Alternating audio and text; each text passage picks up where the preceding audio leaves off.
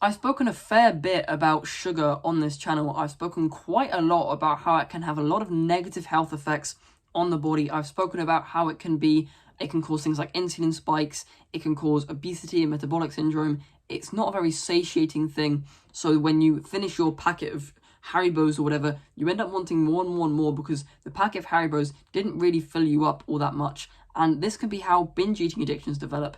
Sugar is also quite an addictive substance, and your brain can develop a reliance on it just as it can with things like caffeine and nicotine. And so sugar is bad. Hopefully, if you've been watching my channel for quite a while now, you may understand this, but if you haven't, it will take a few of my videos that are on my channel or like a couple of Google searches to find a few studies that show you that, yeah, sugar can have a lot of detrimental effects, more than the sort of 3 that I listed previously. What about the low sugar products, and what about the low fat and the low sugar products? I've talked about how fat is often extracted from foods in low fat products, and then they put sugar back in those foods just so that they can actually taste nice, as fat often dictates the taste inside of food.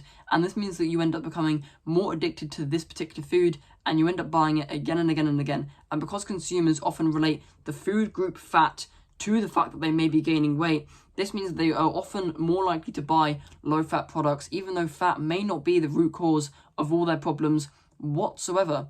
But as I said before, what about the low sugar products, the ones that are like the soda drinks like Diet Coke, Pepsi Max? What about those? Are they okay? And I did a bit of research on the sort of sweeteners that are used to sweeten these products, because obviously they're no sugar products. They have to make something that actually is used in these products to make them sweet. And I did a bit of research, and I thought I'd relay some of this information onto you in this video. And the first sweetener that we're going to be discussing is aspartame, and aspartame is 300 times sweeter than sucrose, which is table sugar.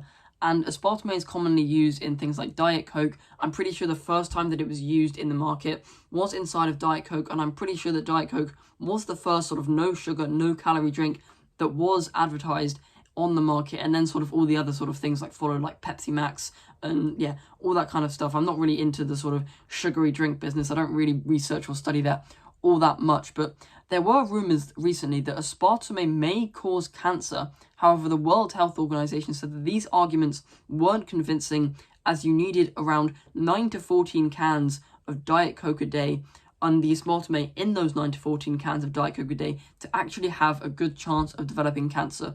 And while there probably are people out there that do actually drink that much Diet Coke every single day, for the majority of people, the sort of aspartame causes cancer thing may not actually apply to them whatsoever. But I was not done. I was not satisfied with the fact that Diet Coke, Pepsi Max and aspartame may not have any negative health effects whatsoever, because for some reason the fact that if any product is sweet, I have the mindset that it's probably going to not be good for me at all, because it's almost like the sort of temptation, and plus I just want to be able to train my willpower to actually not have to rely on sweet foods whatsoever to sort of go through my daily life.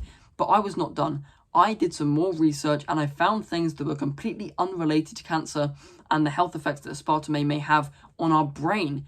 Aspartame may actually be quite a potent neurotoxin, and there were a few tests that were done on mice which showed that these mice became increasingly anxious. They became anxious and they started to avoid each other when aspartame was sort of injected into their bloodstream, and this anxious was passed down through generations. And so the effects of aspartame may end up like accumulating, and our like children, our grandchildren or whatever may end up being incredibly anxious people. And you can almost kind of see this in this sort of antisocial behavior that is very common in society nowadays, where everyone's sort of on their phones on the street and stuff. No one's really looking up, trying to be a bit more confident or whatever. Everyone's on their phones, and the world does seem like it's a bit more anxious than what it was 20 to 30 years ago. But that is personally just my observations, and I may be completely wrong. But there were a few other more sort of potent and more harsh health effects that aspartame had, and seizures were one that were in very high doses.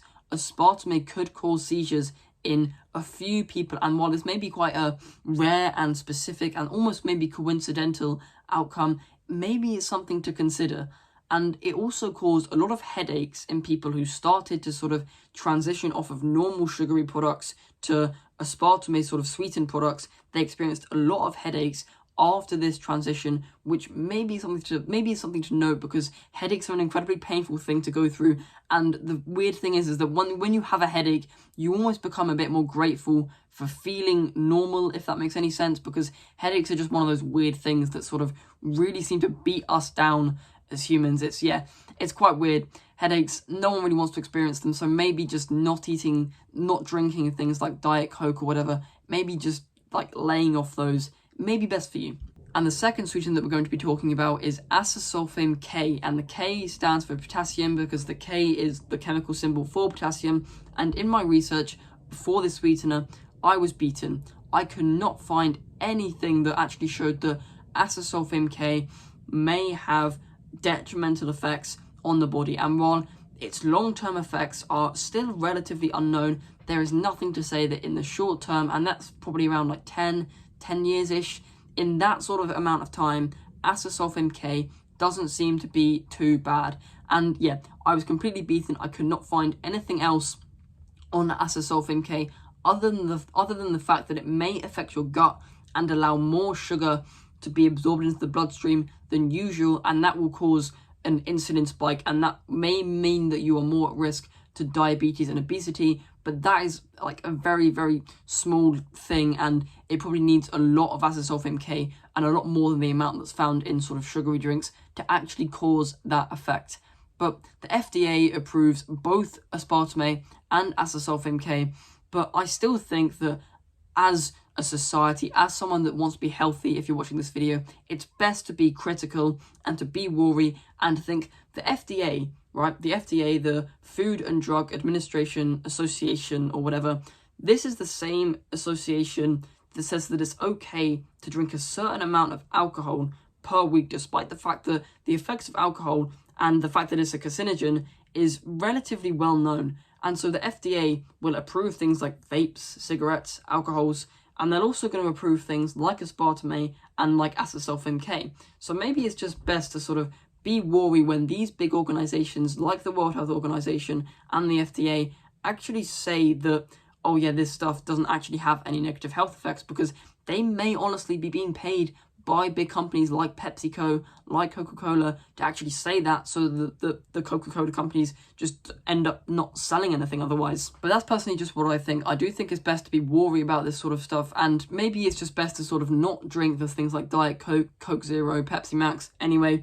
just to train your willpower to not rely on sweet foods and that dopamine hit in general. So yeah, with that, I hope you enjoyed. I have a new science community in the link in the description, and yeah, I recommend subscribing because I love this community of young tribal people who are willing to improve themselves so much more than they already have, and good luck.